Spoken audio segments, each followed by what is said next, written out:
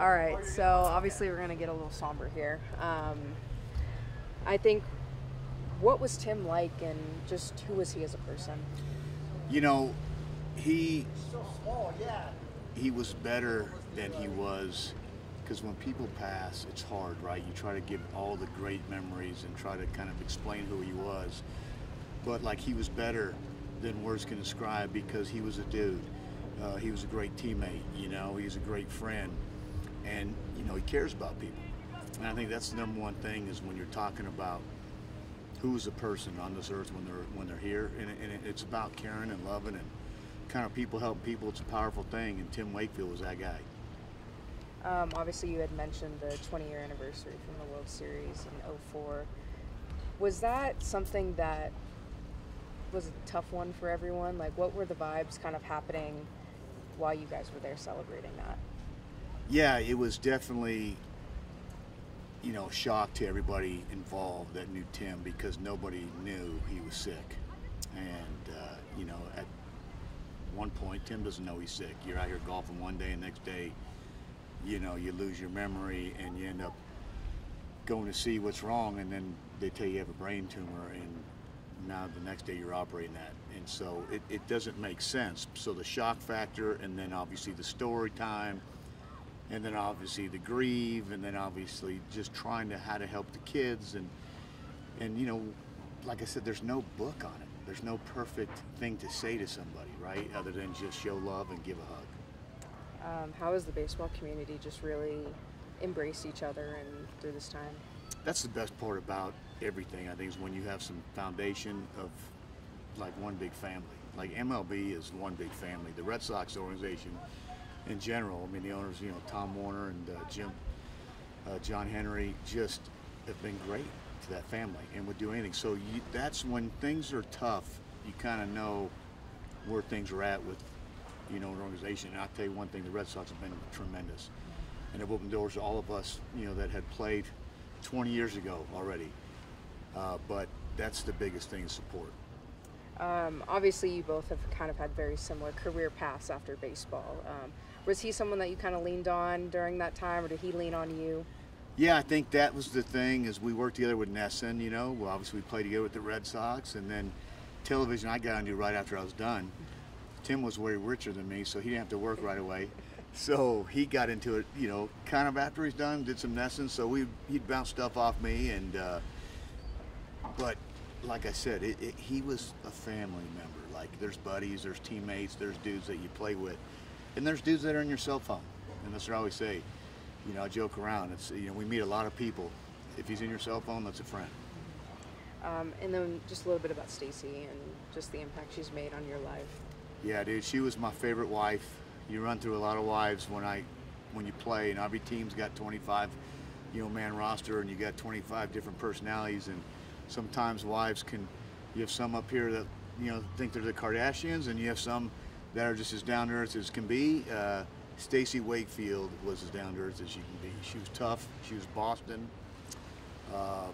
Just an awesome friend. You know, my wife and her were close, and it was like every day that we're here, we're together, you know. And now this is the first year you're kind of like, it's strange.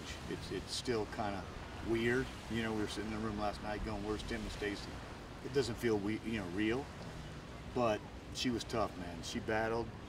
Even the last days, like I said, she came to see us on New Year's Eve, and she was supposed to travel, and she was going downhill, but you know what she did? She got in that plane because her daughter wanted to have her 18th birthday. She did it for Bree, but that's who Stacy was. If there was one thing that you could say to Tim, what would it be? I love you. That'd be the first thing I'd tell him.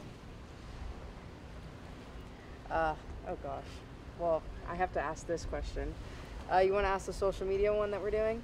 Oh, you want to hit Kevin with a couple? Yeah, is that fine? Hell yeah. How you doing, brother? Thanks again so much last year for the mic up. That was such a fun week for us too. Did you watch it?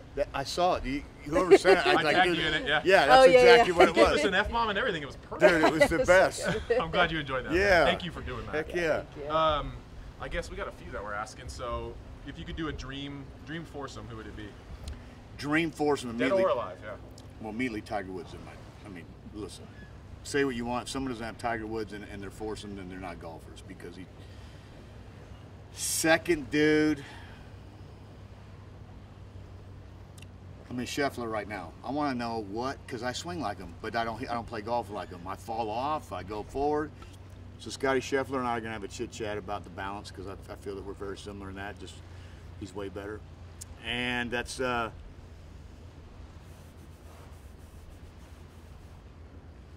It's such a great question because I would love with Arnold Palmer. Because so now you got old school, then we get the Tiger Woods school, then we got Scheffler school, and then Jack Nicklaus. There you go. And just see, I want to see what Eagles we got there. I want to see who's better. All right. I mean, you can play with them too. We'll make it a 5.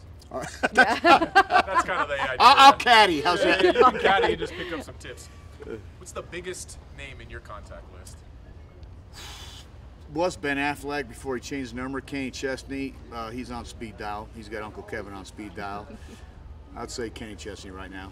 He's, I got to get Morgan Wallen's number in there, damn it. You got anyone you want to hit Kevin with really quick? Yeah, what's like, Who's going to win this thing? You had a hell of a year last year, if I remember right. Top 10, right? Tied for 12th, Okay. tied with John Smoltz. That's probably pissed him off. Who's going to win this But thing? it was great. I'm going to tell you, I'm going to give you my underdog one. Taylor Twellman.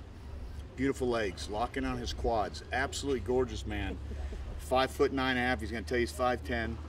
He's 16-1. I played with him yesterday. He shot 4 rounds in the 60s the last few weeks. So nobody tell anybody, go bet Taylor. It's a 16-1 thing. Try it.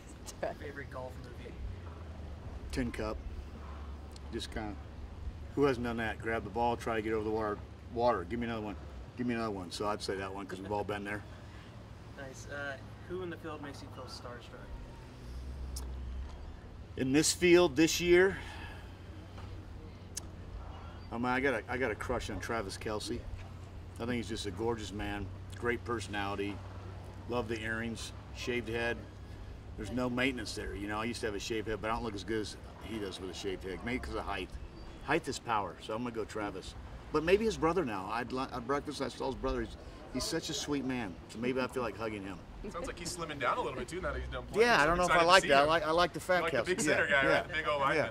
I think Taped I'll up be there for fingers. years. Yeah, That was great. Thank you very, very much. Yeah, always appreciate your time. Hey, you guys Hope are have a awesome, blast man. out here.